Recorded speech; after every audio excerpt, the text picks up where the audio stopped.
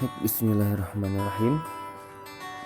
Kali ini kita akan membahas puisi. Di sini judulnya Puisi Keindahan Sastra ya. Kita awali untuk mengenal puisi. Di sini puisi adalah salah satu karya sastra dengan bahasa yang dipersingkat atau dipadatkan serta diberi irama dengan bunyi yang padu dan pemilihan kata-kata yang imajinatif. Nah, di sini kata kuncinya adalah karya sastra, bahasa yang dipersingkat atau dipadatkan, kata-kata yang imajinatif. Walaupun sebenarnya banyak pengertian puisi lainnya, dan ini salah satu pengertian dari salah satu ahli sastra ya. Jadi itu kata kuncinya adalah karya sastra ya. Kemudian di sini berdasarkan waktunya, puisi itu dibagi menjadi dua bagian besar ya. Dua bagian besar. Yang pertama adalah puisi lama dan yang kedua adalah puisi baru. Puisi lama itu yang seperti apa? Nah, puisi lama itu adalah puisi yang masih terikat oleh aturan-aturan. Jadi ada aturan khusus yang harus diikuti. Jadi puisi lama itu biasanya jadi mengikuti aturan-aturan tertentu ya. Kemudian puisi baru, ini puisi baru merupakan puisi yang sudah tidak terikat oleh aturan atau lebih bebas. Jadi di sini kreativitas kreasinya lebih bebas ya, tidak terikat oleh aturan-aturan tertentu dalam pembuatan puisinya. Dan yang selanjutnya, ini ada ciri-ciri puisi lama. Pertama ada pengarang anonim. Maksudnya di sini puisi lama itu biasanya tidak diketahui ya, tidak diketahui siapa pengarangnya, tapi kita tahu ada puisi itu gitu. Nah, kemudian terdapat aturan. Nah, di sini aturan apa? Aturan sajaknya, jumlah baris per baitnya, misalkan pantun ya ada 4 baris dalam satu bait. Kemudian jumlah suku kata. Nah, pantun 8 sampai 12 suku kata ya. Kemudian akhiran bunyinya harus berirama ABAB atau polanya ABAB gitu. Kemudian sini penyebarannya secara lisan. Jadi dari satu orang ke orang lain itu melalui lisan, melalui dia omongan atau mulut ke mulut ya. Jadi menyebar secara lisan. Kemudian berisikan tentang istana sentris. Apa itu istana sentris? Biasanya berkisah atau isinya itu tentang kerajaan-kerajaan ya. Cerita kerajaan, suatu yang kerajaan ceritanya itu fantastis ya, fenomenal gitu dan lain sebagainya. Kemudian ada gaya bahasa di sini tetap dan klise. Jadi biasanya menggunakan gaya bahasa ya. Jadi satu gaya bahasa dia lebih tidak berubah-ubah ya bahasanya tetap, dan klise, maksudnya klise di sini tuh imajinatif gitu ya. Kadang tidak sesuai kenyataan gitu ya. Jadi magis gitu. Kemudian di sini ada jenis-jenis puisi. Nah, bisa kita lihat ini jenis puisi lama ya. Yang pertama itu ada mantra.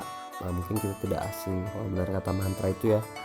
Jadi di sini awalnya itu adalah puisi ya, bukan yang lain gitu. Di sini mantra adalah ucapan-ucapan yang masih dianggap memiliki kekuatan gaib. Nah, ini makanya suka hubungannya dengan hal-hal spiritual ya. Kemudian ada pantun. Nah, mungkin kita sudah tidak asing. Itu pantun itu puisi lama yang mempunyai ciri sajak polanya ABAB ya. Biasanya terdiri dari 8 hingga 12 suku kata. 2 baris awal itu sampiran, 2 baris akhiran itu isi ya. Kemudian ada karmina. Karmina merupakan salah satu jenis pantun. Pantun kilat seperti sebuah pantun tetapi sangat pendek ya. Ini lebih pendek dari pantun. Dan soloka adalah pantun yang berkait. Nah, jadi ada beberapa pantun dan itu saling berkaitan gitu ya. Kayak ya mungkin pantunnya itu beberapa pantun tapi dia berkaitan jadi satu pantun. Kemudian gurindam. Nah, di sini adalah puisi yang terdiri dari tiap bait itu 2 baris. Di sini hanya 2 baris, bersajaknya AAA dan biasanya berisi nasihat-nasihat. Mungkin yang terkenal adalah Gurindam 12 dan Ali Haji ya. Ini ada syair. Di sini syair merupakan puisi yang bersumber dari negara Arab dan dengan ciri pada tiap bait 4 baris bersajak biasanya berisi nasihat atau sebuah cerita. Kemudian yang ketujuh adalah talibun. Talibun adalah pantun genap yang tiap bait terdiri dari bilangan genap seperti 6, 8 ataupun 10 baris ya. Jadi tiap baitnya terdiri dari bilangan genap di sini ya. Ada 6, 8, 10. Nah, itu jenis-jenis puisi lama.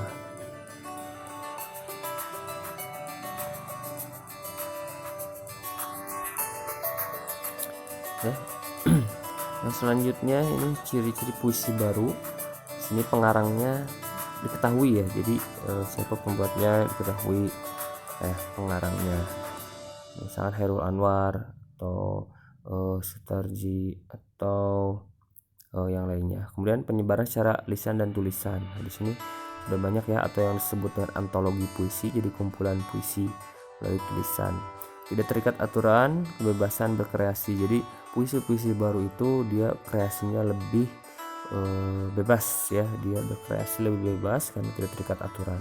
Majas dinamis, berubah-ubah. Nah, misalkan dalam satu puisi ada beberapa majas atau gaya bahasa, mungkin ada hiperbola, kemudian ada personifikasi, ada metafora dalam satu puisi.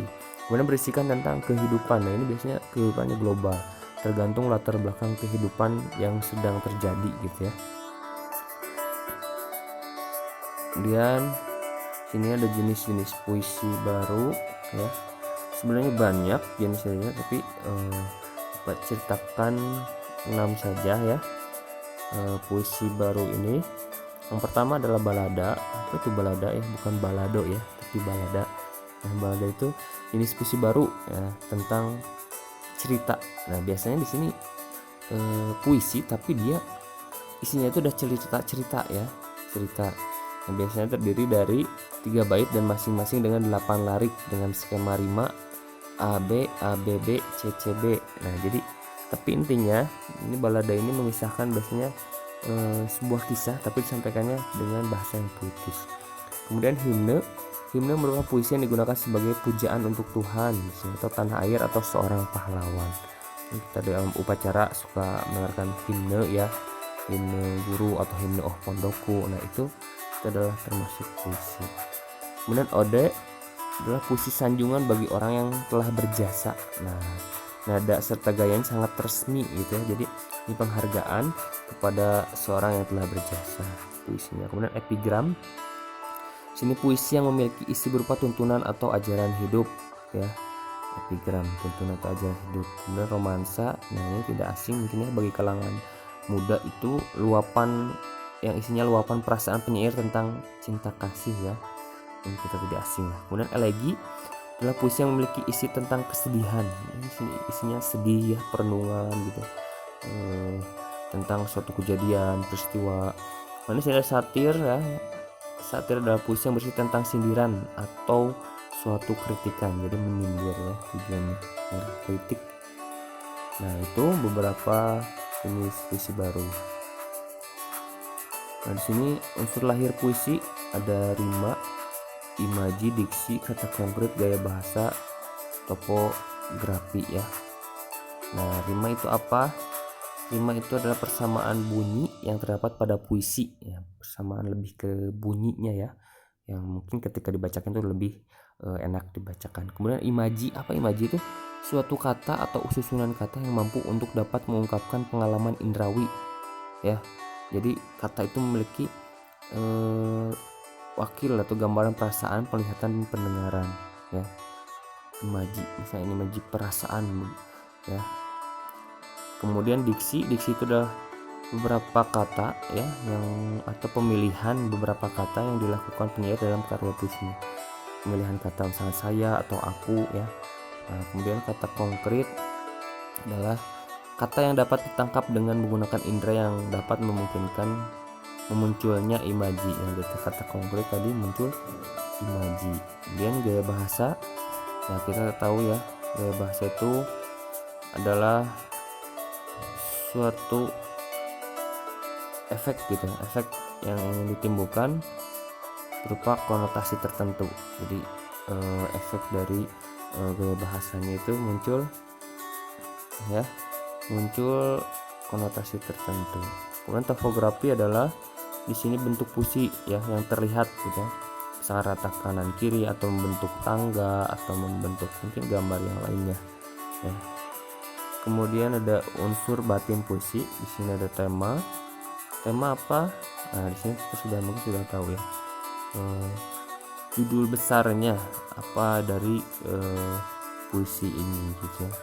Kemudian rasa, apa yang dihasilkan di sini adalah pokok permasalahan yang ada dalam puisinya yang menimbulkan nanti perasaan sedih, senang, bahagia dan lain sebagainya.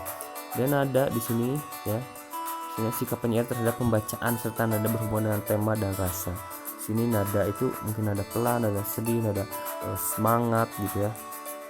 Itu nada. Kemudian amanat, sini merupakan pesan yang ingin disampaikan dari penyair kepada pembaca puisi tersebut ya.